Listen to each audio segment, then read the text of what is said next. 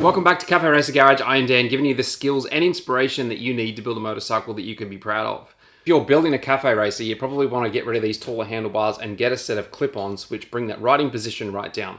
The problem with that is your top triple clamp usually has these clamps to hold these handlebars, and if you remove the handlebar, you end up with these really ugly looking things up the top. And my friend Willis has almost finished his bike build after working on it for a couple of years, so what I want to do in this video is make him a custom cover to go up on that section there and put his instrument lights in.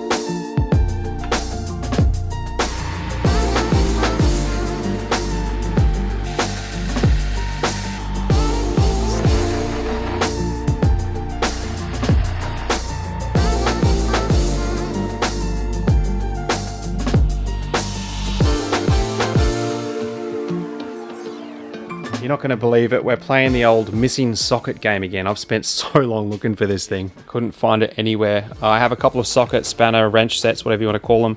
And as you can see over here, I've got my second one out because I couldn't find my 12mm. And I went to grab my driver, and as I picked it up, I was like, oh, you got to be kidding me. It's been sitting there the whole time. I put it away and didn't realize it was on the end. I haven't lost one yet. I don't know how many years it's been, but I've never ever lost one. I have misplaced them for a while, but I've never actually lost one. Leave me a comment if this happens to you, or if you've lost a heap.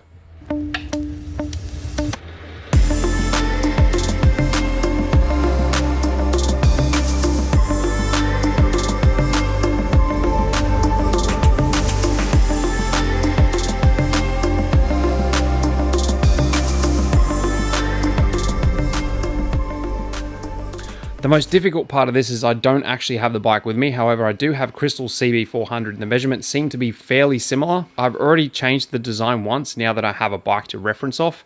So that makes all the difference. The main design aspect of this is just to try and cover up those little half round handlebar holders or clamps so that you don't look down on the bike and see that there was something that was meant to be there and you just put a cover over it.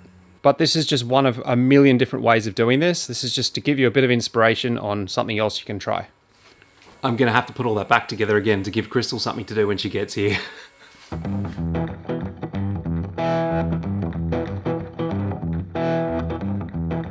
I'm about halfway through and I thought I'd just check to see alignment of the holes, and sure enough, they don't line up.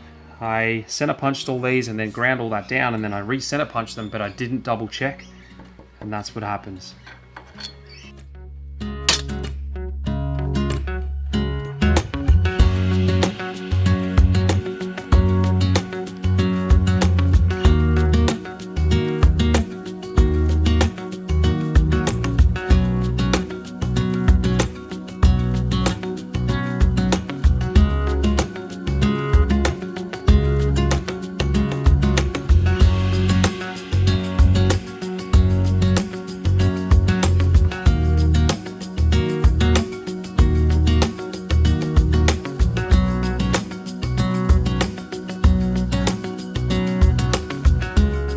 The belt grinders that I'm using here are built by a company called 84 Engineering here in Australia. I use this for a ton of my projects, and especially this one. They have a few suppliers around the globe, so I'll leave a link to mine in the description below.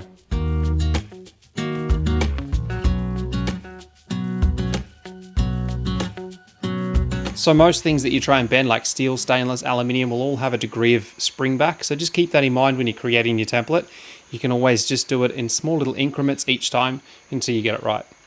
So each bike has a different version of these. These are built into the cast, so you can't unbolt them, but some you can, which is kind of cool, and just leaving you a few holes to put a cover over. Don't ever be tempted to chop them off. These ones in particular, because they've got a cavity on the underside, so if you were to chop that, you'll end up with a hole there, and you could potentially lose the structural integrity of this clamp.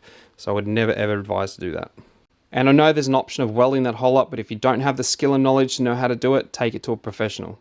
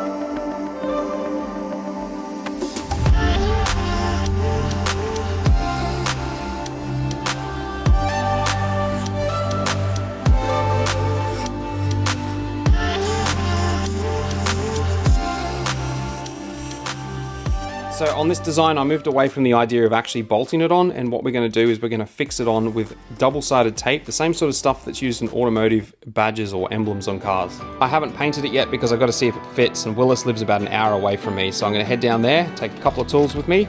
I just hope he likes it. There you go, man. What do you reckon? Yeah. I don't think he's very impressed with my design work. That'll work, won't it? That's awesome. Yeah, totally. Yeah, I even chamfered the holes for you. Yeah, so nice. It should work well. I like the kind of the parallelogram sort of look you're going for. I accidentally didn't record giving it to him for the first time, so this is us reenacting on the second time round. There's the real one. Awesome. Cheers, bro. Yeah, that's wicked. See if it fits. Willis is actually working on a couple of project bikes himself, so definitely go and follow him over on Instagram. I believe he could be starting a YouTube channel pretty soon as well, so if you've got one of these bikes that you want to see built, leave me a comment and let me know which one.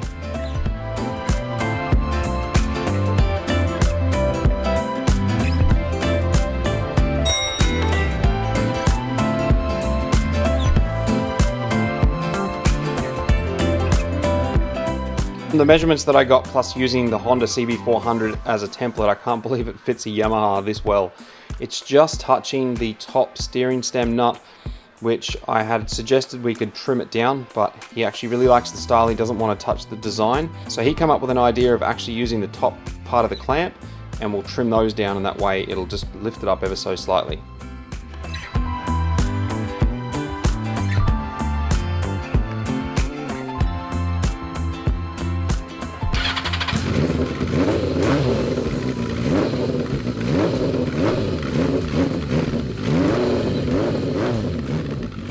Before I show you what it looks like on the bike all painted up, if you're not done binge watching motorcycle videos yet, go and check out the baffles that I made on the CB750 and sound tested them, as well as the wireless taillight I did on the Cafe Racer seat.